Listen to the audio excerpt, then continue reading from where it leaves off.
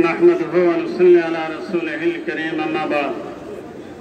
উপস্থিত আজকের এই হেফাজতে ইসলামের বিশেষ এবং সংগ্রামী মহাসচিব হযরত মাওলানা সাজিদুর রহমান এবং আমাদের সবাই প্রাণপ্রিয় ঢাকা মহানগরের সংগ্রামী মহাসচিব মামুনুল হক সাহেব সহ কেন্দ্রীয় নেতৃবৃন্দ, আজকে আমরা এখানে সমবেত হয়েছে রাসূলের প্রেমে এবং রাসূলের ভালোবাসায়।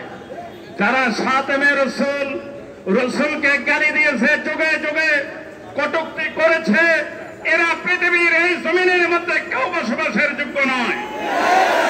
আজ হোক কাল হোক, এদের পরিণতি অত্যন্ত কঠিন হবে।